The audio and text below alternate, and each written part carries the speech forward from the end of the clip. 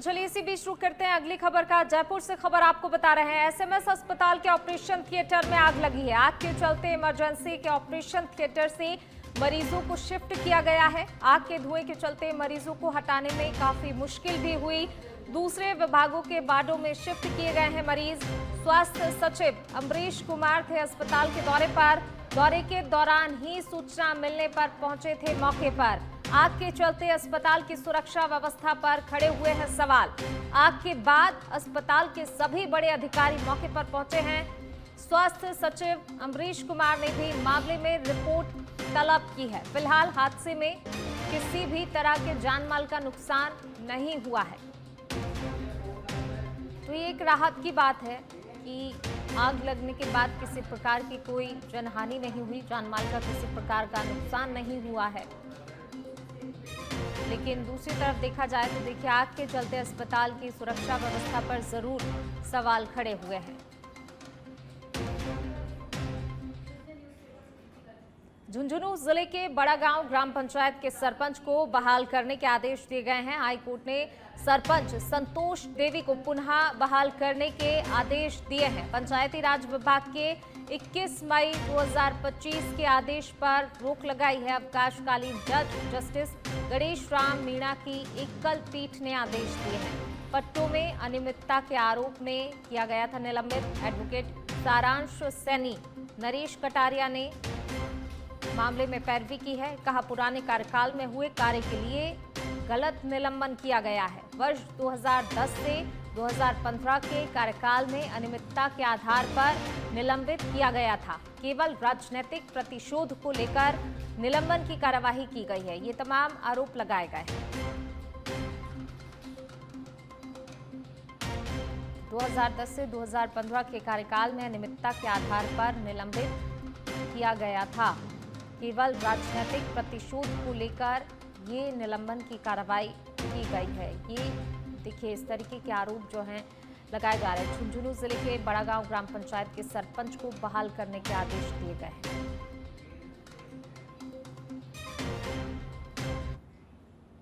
चलिए रुक करते हैं अगली खबर का। गलताजी मंदिर की सुंदरता निखारने की तैयारी शुरू। जिला प्रशासन ने गलताजी मंदिर विकास को लेकर प्लान तैयार किया है। कलेक्टर और प्रशासन ने मंदिर व्यवस्था सुधार के निर्देश दिए हैं। बिजली और पानी के कनेक्शन मंदिर के नाम पर ट्रांसफर होंगे। किराए पर चल रही दुकानों के किराए का पुनः निर्धारण होगा और नई दरों से ट्रस्ट को आय में बढ़ोतरी भी होगी। श्रद्धालुओं की सुविधा के लिए सौंदर्यीकरण और विकास कार्य तेज गति से किए जा रहे हैं।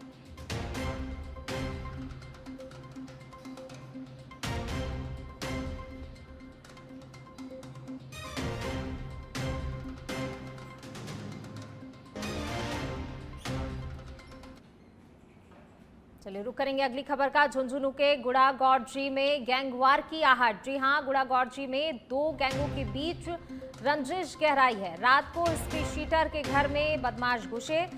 हिस्ट्री शीटर रोहित महिला के घर में घुसे थे हथियार बंद बदमाश। देर रात कैंपर गाड़ियों में सवार होकर पहुंचे थे ये हमलावर। हिस्ट्री शीटर विकास फौजी और उसके साथियों पर आरोप है।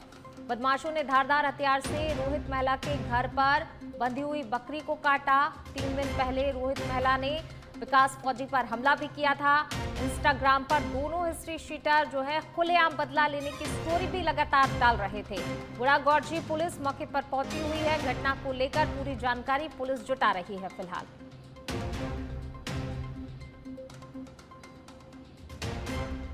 देखिए, खुलेआम जो है इंस्टाग्राम पर स्टोरी डालकर गैंग वॉर साफ नजर आ रहा था। इस तरीके की स्टोरी लगातार ये डाल रहे थे इंस्टाग्राम पर। दोनों ही हिस्ट्री शीटर खुलेआम बदला लेने की स्टोरी डाल रहे थे। और अब देखिए, ये तस्वीर सामने आई। गुड़ागौड़जी पुलिस फिलहाल मौके पर पहुंची है। घटना को लेकर आगे की कार्रवाई में जुटी हुई है।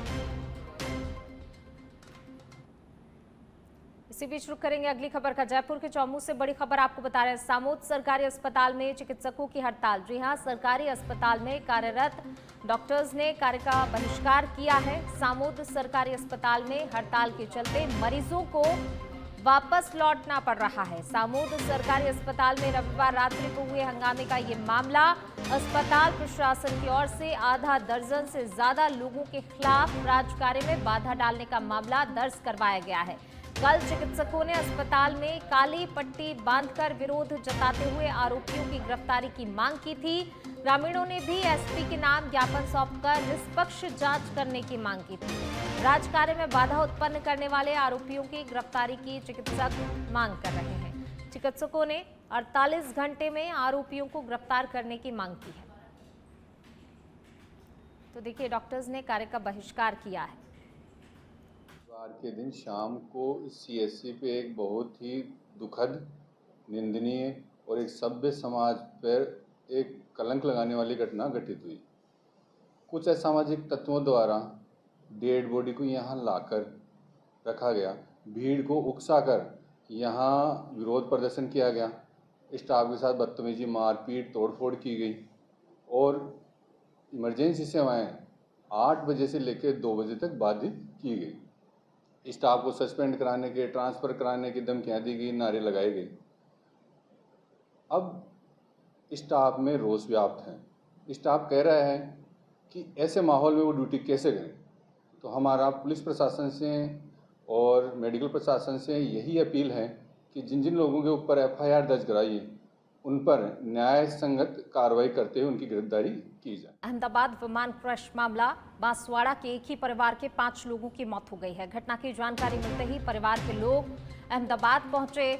मिली जानकारी के अनुसार अभी तक परिजनों के शव परिजनों को सुपुर्द नहीं हुए हैं। डीएनए के बाद ही पुष्टि होने पर शव को सुपुर्द किया जाएगा। प्रशासन परिजनों को शव को सुपुर्द करेगा। जिला कलेक्टर और पुलिस अधीक्षक लगातार परिजनों के संपर्क में हैं। जिला कलेक्टर डॉक्टर इंद्रजीत सिंह यादव ने बताया कि गुजरात प्रशासन से बातचीत हुई है। साथ ही मुख्यमंत्री भजनलाल शर्मा ने भी फोन पर बात की है। बॉडी को अहमदाबाद से बांसवाड़ा लाने में 72 घंटे का समय लग सकता है।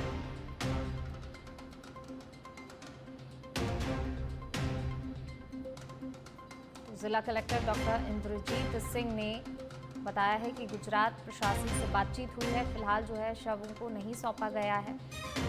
डीएनए टेस्ट होगा, उसी के बाद जब पुष्टि हो जाएगी उसके बाद परिजनों को बॉडी को सौंपा जाएगा।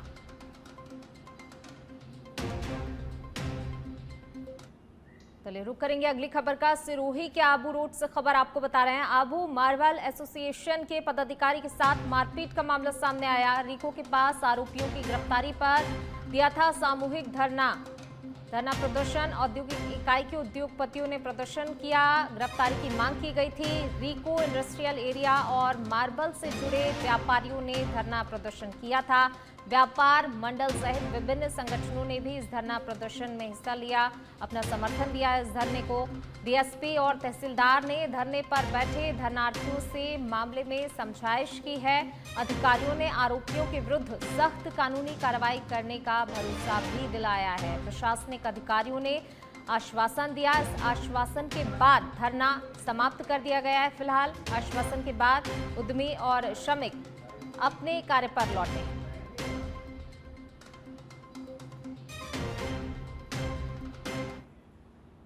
बढ़ेंगे आगे। केंद्रीय कोयला और खान राज्य मंत्री सतीश चंद्र दुबे ने खेतड़ी कॉपर कॉम्प्लेक्स का दौरा किया। मंत्री के इस दौरे से क्षेत्र में केसीसी प्लांट के पुनरुद्धार और विकास की नई उम्मीदें जागी हैं। मंत्री दुबे ने केसीसी प्लांट का निरीक्षण किया और प्रशासनिक भवन में अधिकारियों से कंपनी की वर्तमान स्थिति, उत्पादन और भविष्य की योजनाओं के संबंध में फीडबैक लिया और इसके साथ ही उन्होंने खदान में जाने वाली केस प्रणाली का भी निरीक्षण किया, तकनीकी जानकारी ली। मंत्री ने केसीसी अस्पताल का भी दौरा किया और वहां मौजूद चिकित्सा सुविधाओं और डॉक्टरों की संख्या के बारे में भी संपूर्ण जानकारी ली। वहीं खेतड़ी तांबा श्रमिक संघ और खेतड़ी कॉपर मजदूर संघ के प्रतिनिधियों ने मंत्री को ज्ञापन सौंपा है, जिसमें श्रमिकों की विभिन्न मांगों को शामिल किया गया है।